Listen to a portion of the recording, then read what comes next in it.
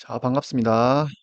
이번 시간은 이제 러시아 혁명이고, 러시아 혁명 저번에 제1차 세계대전 할 때 잠깐 나왔었는데, 이제 1차 세계대전 도중에 발생한 사건입니다.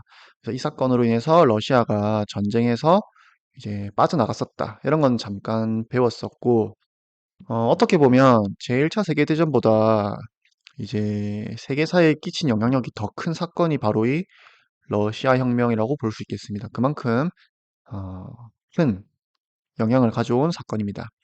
러시아에서 과연 무슨 일이 일어났는지 우리 잠깐 배워보도록 하겠습니다. 자, 일단 사회주의 혁명입니다. 사회주의 혁명. 우리 사회주의라는 용어 예전에 산업혁명 할 때 잠깐 배웠습니다. 우리 중간고사에도 선생님이 출제했었죠. 사회주의 혁명이 과연 무엇이냐? 사회주의라는 것부터 잠깐 알아보고 가겠습니다. 이제 마르크스가 이제 자본주의의 문제점을 비판하면서 내놓은 사상이다라는 거 우리가 어, 배웠죠. 자, 그러면 좀 더 자세히 배워보겠습니다. 자본주의가 과연 무슨 문제점이 있느냐? 자본주의는 스스로 파멸할 수밖에 없는, 자본주의가 발달하면 발달할수록 자본주의는 결국 파멸할 수밖에 없고, 그 파멸은 이제 노동자의 혁명을 통해서 이루어진다라고 마르크스가 이제 책에서 이런 내용을 서술했습니다. 자, 그러면 왜 자본주의는 발달하면 발달할수록 파멸할 수밖에 없는가에 대해서 잠깐 알아보겠습니다. 자, 여기서 말하는 자본주의는 우리가 지금 이 세상의 자본주의가 아니라, 애덤 스미스의 주장대로 아무것도 국가가 하지 않았을 때 그 어떤 빈부격차도 심해지고 노동자의 처우도 열악했던 그 시대의 자본주의를 말하는 겁니다. 자, 자본가는 이제 남을 고용하는 사람이죠. 노동자를 고용하는 사람입니다. 그다음 노동자는 자본가에게 고용돼서 이제 정해진 임금을 받고 일을 하는 사람이 노동자죠.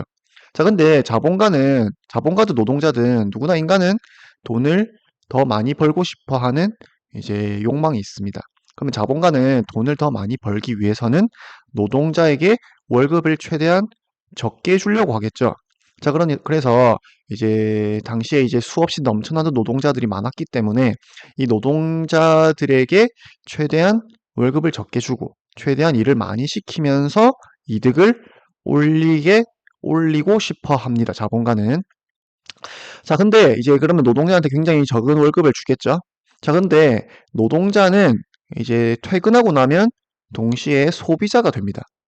그래서 선생님이 일을 하고 그만큼 돈을 받고 선생님 집에 가면 이제 장도 보고 먹을 것도 사고 뭐 선생님 사고 싶은 것도 사고 하겠죠. 자, 근데 소비자이기도 한데 그러면 노동자에게 월급을 적게 주게 되면 그만큼 이 노동자는 소비할 여력이 이제 없어지겠죠. 내가 돈을 좀 많이 받아야 핸드폰도 바꾸고 뭐 책도 사보고 싶은 거 사고 할 텐데 월급을 적게 받으면 정말 생활에 필요한 물건들 뭐 쌀, 뭐, 뭐 반찬 이런 거 말고는 핸드폰이나 이런 걸 바꿀 여력이 없겠죠. 그래서 소비자는 이제 구매력이 없기 때문에 이 노동자는 구매력이 없기 때문에 상품을 구매할 수가 없게 됩니다. 그럼 상품을 구매하지 못하니까 자본가가 만들어낸 상품을 사지를 못하겠죠. 자, 그래서 소비자는 점점 소비할 여력이 없어지면서 이제 자본주의라는 것 자체가 파멸에 이르게 된다라는 게 이 마르크스의 주장이고, 이렇게 핍박받던 노동자들은 더 이상 이런 생활을 견디지 못하고 자본가에게 대항하는 혁명을 일으킬 것이다. 그러면서 이 혁명을 통해서 만들어질 그 미래의 사회는 이제 개인의 어떤 사유재산이 없어지고 모든 것은 공동으로 소유하고 공동으로 생산해서 공동으로 나눠 가지는 이런 평등한 사회가 올 것이다. 이게 마르크스의 주장입니다. 자, 이게 근데 이제 마르크스가 이런 사회를 실제로 가보고 적은 게 아니라 이제 연구를 통해서 이렇게 된다면 이런 조건 하에서는 이런 사회가 펼쳐질 것이다라는 어떤 연구 결과입니다. 근데 이 마지막에 나오는 이 부분이 너무나도 사실 이 당시 사람들한테는 매력적으로 느껴졌습니다. 당시에는 아까 말했듯이 빈부격차도 굉장히 심했고 사람들의 삶이 그만큼 고통스러웠는데 미래에는 이런 사회가 온단 말이야? 그러면 이렇게 될 사회는 정말 행복하겠다. 우리가 이런 사회를 만들어 가야겠다라고 생각하는 이 마르크스의 책을 읽고 이제 감명 깊게 읽은 사람들이 이제 이런 어떤 사회를 만들기 위한 운동을 펼치게 됩니다. 자, 그게 바로 사회주의 혁명가라고 부릅니다. 사회주의 혁명가. 사회주의라는 어떤 사회를 꿈꾸고 그걸 실제로 책에서만 쓰여진 이 사회를 실제로 한번 이 현실 속으로 만들어내고자 하는 사람들을 사회주의 혁명가라고 부르고, 이 사회주의 혁명이 이제 실제로 처음으로 일어난 곳이 바로 러시아입니다. 1917년에.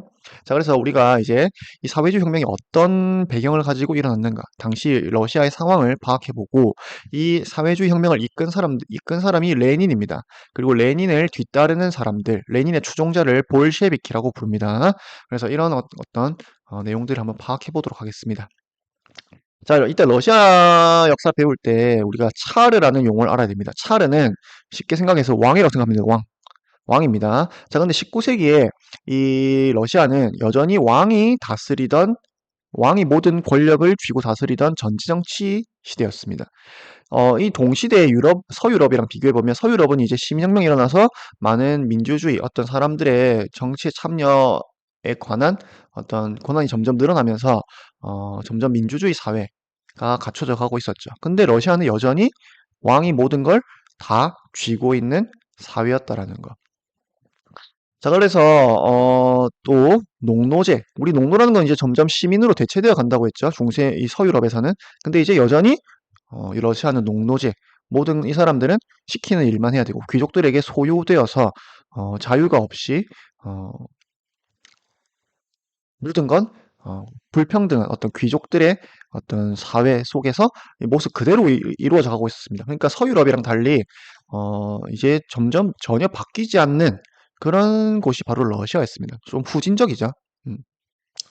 자, 근데 이제 크림 전쟁, 이거 여러분 여기까지는 알 필요 없고, 러시아가 이 전쟁에 참여했다가 패배하게 되면서 이제 어떤 걸 깨닫게 됩니다. 뭘 깨닫냐면, 영국과, 영국이랑 붙은 전쟁입니다. 근데 영국에게 이렇게 깨지면서, 영국이 왜 저렇게 강해졌지? 영국이 도대체 뭐 때문에 저렇게 강해졌을까를 보니까, 영국이 아까 말한 대로 정치적으로도 산업적으로도 굉장히 많은 혁명을 통해서 많이 바뀌어 나갔구나. 우리도 그러면 바뀌어야겠죠. 러시아도 따라잡으려면 바뀌어야 될 겁니다.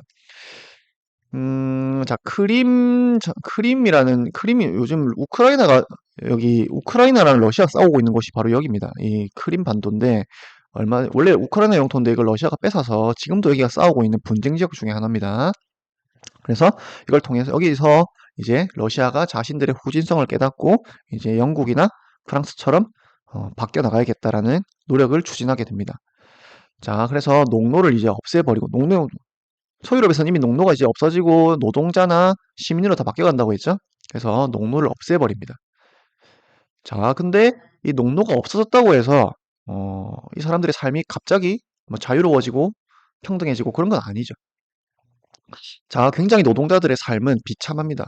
여전히 산업화를 추진하면서 이제 농노에서 이제 노동자로 삶이 바뀌게 되지만, 노동자들 역시 아까 마르크스가 말한 대로 굉장히 빈부격차 심하고 열악한 그런 환경이었죠. 자, 그래서 이 사람들이 이제 러일 전쟁, 일본이랑 러시아가 1904년부터 1905년까지 전쟁을 합니다. 그래서 이 전쟁 도중에 이제 너무 힘들어서 노동자들이 이 차르를 만나서 우리의 삶을 좀 도와달라라는 생각을 가지고 차르의 궁 앞으로 찾아갑니다. 차르에 대해서 어떤 생각을 가지고 있었냐면, 노동자들은 왕은 우리의 삶을 몰라서 그렇지, 왕은 어떤 선한 존재고, 왕은 어떤 신의 대리인이고, 그래서 왕이 우리의 삶을 몰라서 그렇지 알기만 한다면 우리를 도와줄 것이다 라는 어떤 호소하려는 마음으로 찾아간 건데, 차르는 얘들을 보기에 저 폭도들 이렇게 본 거죠. 나의 정치에 저항하는 세력들. 그래서 이 사람들을 학살하게 됩니다. 이게 바로 피해 인류일 사건이라고 부르는 사건이고, 이 피해 인류일 사건, 아까 말한 대로 이제 어떤 학살당하는 모습입니다. 차르가 보낸 이 사람들을 학살하는 사건. 그래서 이 러시아 사람들은 이제 차르에 대해서 가지고 있었던 막연한 희망, 차르는 선한 존재일 거라는 막연한 희망을 완전히 이제 없애버리게 되는 거죠. 차르는 나쁜 놈이구나. 어, 우리를 괴롭히는 놈이었구나. 이런 걸 깨닫게 된 거죠. 그래서 차르가 이제 개혁을 약속했지만, 실질적으로 뭐 얘가 개혁한다고 해서 쉽게 세상이 바뀌진 않죠. 자, 그래서 이렇게 노동자들이 지친 상황에서 제1차 세계대전까지 터지게 됩니다. 음. 자, 그래서 우리 저번 시간에 1차 세계대전 배운 대로 러시아는 이제 이 독일, 오스트리아와 함께 이 전선을 맞서 계속 싸우게 되는 거죠. 자, 근데 이 1차 세계대전이 저번 시간에 배웠던 대로 굉장히 장기화되고 희생자가 엄청나게 많습니다. 그러다 보니까 너무 고통이 이제 극심해지죠. 그래서 더 이상 이제 도저히 이제 생활을 지속할 수가 없는 상황 속에서도 차르는 이렇게 안 돼, 계속 싸워야 돼. 우리 러시아를 위해서, 차르를 위해서 계속 싸워라. 라는 명령만 내리는 겁니다. 그래서 이 상황을 견디다 못해서 이제 민중들이 일으킨 사건이 1917년 2월 혁명입니다. 2월 혁명. 2월 혁명 우리 예전에도 잠깐 나왔었는데 그 2월 혁명이랑 좀 다릅니다. 러시아에서 일어난 2월 혁명입니다. 노동자들이 파업을 합니다. 우리 더 이상 도저히 못하겠다. 그래서 차르가 얘네들을 진압하라고 군인을 보내죠. 근데 군인들도 차르의 명령을 거부합니다. 도저히 못하겠다, 이제는. 음. 그래서 이 노동자들과 군인들이 이제 스스로 소비에트라는 것을 결성하는데, 소비에트는 자신들의 자치기구입니다. 자치기구. 그리고 대표자를 뽑고, 그래서 모든 사람들이 차르에게 등을 돌린 거죠, 이제. 그래서 차르가 이제 황제 자리에서 물러나게 되고 새로운 임시정부가 만들어집니다. 그럼 여러분, 임시정부가 가장 먼저 해야 할 일은 뭘까요? 민중들의 가장 큰 불만은 바로 전쟁을 계속하는 거였죠. 전쟁을 중단을 요구하는 겁니다. 이 사람들은. 그래서 임시정부가 해야 할 일은 수립되었을 때 러시아 민중들은 아, 이제 드디어 전쟁이 중단되겠구나라는 걸 기대했겠죠. 근데 임시정부가 전쟁을 중단하지 않고 지속합니다. 그래서 이 사람들의 불만이 더 커지게 되는 거죠. 정신에도. 음. 그래서 이때 이제 레닌이란 사람, 아까 사회주의 혁명가였습니다. 사회주의 혁명가 레닌이 이끄는 볼셰비키가 이 민중들의 불만을 이끌고 봉기를 주도해서 임시정부를 다시 뒤집어 엎습니다. 그리고 이 레닌이 이끄는 정부가 이제 구성되는 거죠. 그래서 이 소비에트 정부는 이제 독일과 협상을 통해서 전쟁을 중단하고 토지와 산업을 모두 국가의 소유로, 개인 재산 없이, 이게 바로 아까 마르크스가 말한 사회주의죠. 이 책에서만 있었던 사회주의가 이제 드디어 현실 속에서 처음으로 이제 모두가 사유재산 없이 평등하게 소유하고 평등하게 나눠 가지는 사회를 레닌이 이제 추진하는 거죠. 이게 바로 10월 혁명입니다. 자, 그럼 여러분, 사회주의가 실제로 실천됐을 때, 모두가 평등한 사회가 됐을 때, 우리가 행복해졌을까? 보겠습니다. 자, 근데 이 국유화 조치를 실시하고 나니까 사실 모든 러시아 사람들은 이런 조치가 굉장히 생소하죠. 그래서 도저히 이런 것들이 너무 혼란스러워집니다. 그래서 경제 상황이 굉장히 악화되고, 그럼 우리가 뭐 감자를 캤을 때 이걸 팔아야 되는 거야? 우리 다 먹어야 되는 거야? 이게 이렇게 잘 헷갈리겠죠. 이게 무슨 말인지. 그래서 이 레닌이 너무 갑자기 경제 상황이 안 좋아지다 보니까 너무 갑자기 사회주의를 실천하면 안 되겠다라고 해서 자본주의적 요소를 조금 받아들여서 신경제 정책이라는 것을 실시하고, 그리고 만들어진 나라가 바로 소련입니다. 소련. 우리 소비에트 연방의 첫 글자를 따서 이 나라를 소련이라고 부릅니다. 그래서 러시아가 아니라 이제는 소련이라는 사회주의 국가로 탄생하게 되는 거고, 자, 이제 러시아에서 처음으로 사회주의 혁명이 일어난 거죠. 그래서 이 사회주의라는 체제를 전 세계에 퍼뜨려야겠다. 이런 어떤 행복한 세상을 전 세계에 만들어야겠다라는 이 지도부가 바로 코민테른입니다. 이 코민테르는 우리나라 역사 배울 때도 종종 나올 거니까 여러분이 한번 이름 들어놓고, 그 다음에 레닌 죽고 나서 이제 스탈린이라는 사람이 이제 이 사회주의 혁명을 지속합니다. 근데 이제 스탈린이 굉장히 독재 체제를 강화해가면서 자신에게 반대하는 사람들을 다 숙청하고 이제 공업화를 추진하게 됩니다.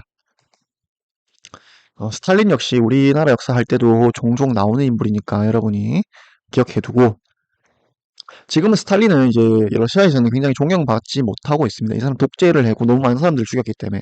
그렇지만 레닌은 여전히 이제 러시아에서 굉장히 존경받는 동상이 많이 세워져 있는 인물입니다. 자, 그래서 러시아 혁명, 이런 사건입니다. 그래서 여러분이 이제 수업 시간에 더 자세히 배워보도록 하겠습니다.